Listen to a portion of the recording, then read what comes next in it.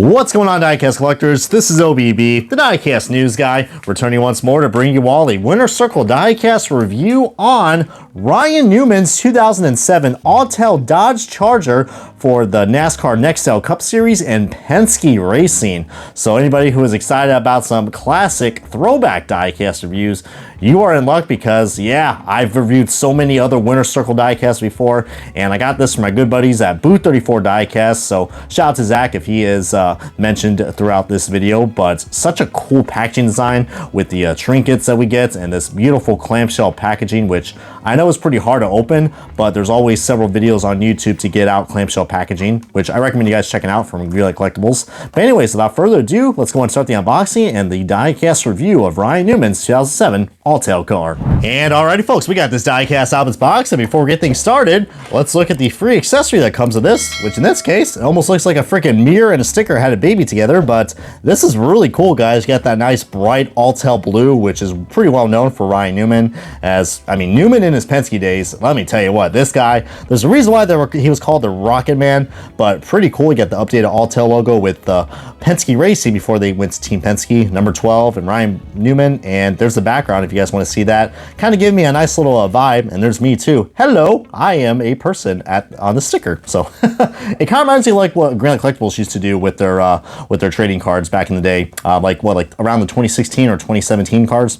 But getting back to the interesting part of the diecast review, as we're already a minute in, it's the diecast itself. And don't be fooled by what my camera is showing you guys. It may be a little bit darker, but during post editing it might look normal.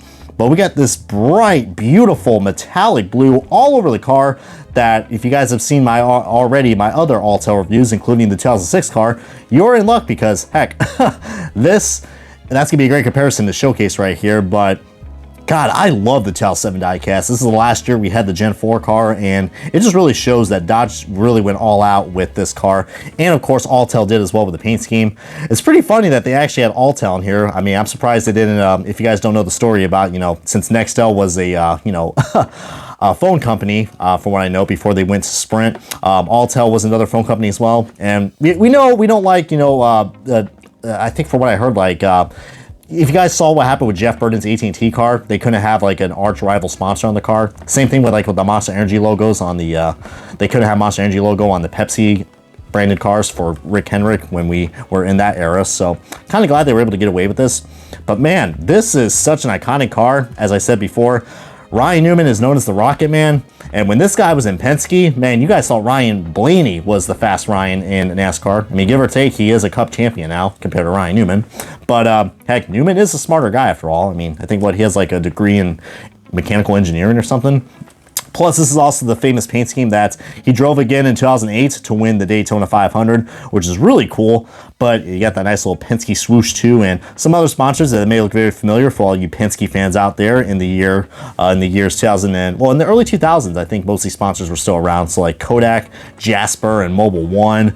And you see all the other Dodge dealer logos, and it's just so cool. I mean, it does suck that we don't have Dodge anymore, but look at this, man. Winner Circles did a really good job for giving you guys a diecast that was considered $5 back then. And this is why I criticize Lionel's quality, because this is just tremendous. There's no decal flaws whatsoever. I mean, the molding looks good. I mean, shout out to anybody who likes the Dodge Charger. I mean, it definitely had a nice little aggressive look to it.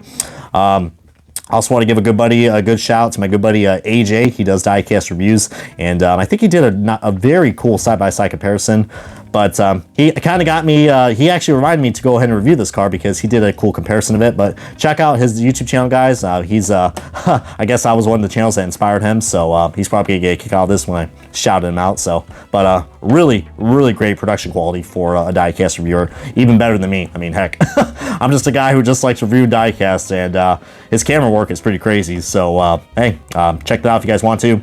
But getting on to this, so freaking cool. You got the camera, you got the roof cam on top that's welded in, the rivets. Like, just look at all the fine details that we had on a considered toy scale car compared to what we have now. Just, I don't know, I just love the 2007 cars. There's just something about it that just brings a good vibe to me. I mean, the racing was cool. The cars looked great. I mean, sure, it was another year that Jimmy Johnson won another championship, but we had some tremendous diecasts. I mean, if you were to ask me what was my favorite diecast era, it was probably 2007, because we had, you know, the winter circles diecast, then we had these cars right here.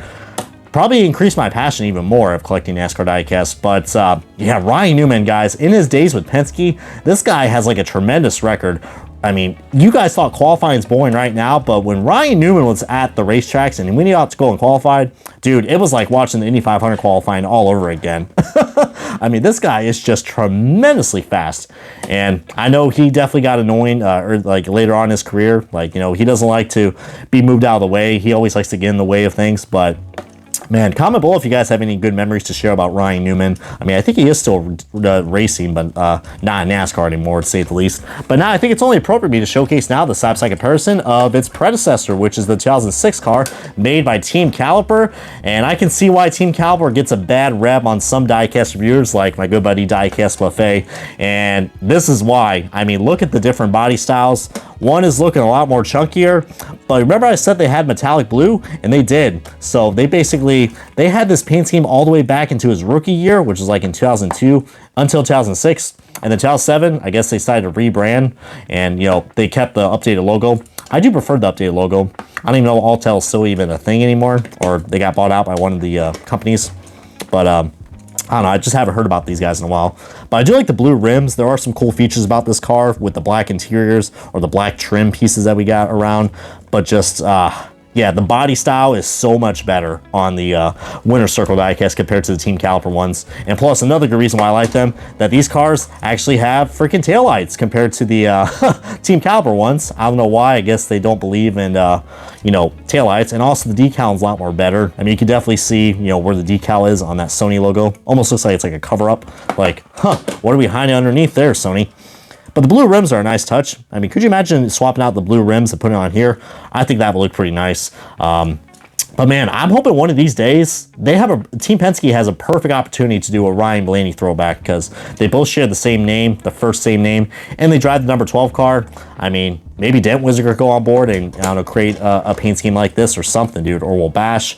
I would love an Alltel throwback, man. I mean, I don't know if Penske's gonna follow a guy who only has like 6,000 or 7,000 followers on YouTube, but dude, it would be pretty cool. A throwback of this, or a throwback of one of Ryan Newman's Alltel cars, or his Mobile 1 car. That'd be pretty cool. But anyways, this is going to be a relatively shorter diecast review, so hopefully you guys enjoyed it. As, yeah, this is going to wrap up the diecast review, and feel free to comment below if you guys have anything else to share about this, as I love doing these classic diecast reviews, and I'm glad to give you guys some good variety. But until we meet again, this has been OBB, and this wraps up the diecast review of Ryan Newman's 2007 Alltel Dodge Charger for Penske Racing and the NASCAR Nextel Cup Series. And yeah, I will see you guys next time on another diecast review, and we're going to blast off like Rocket Man into the next one.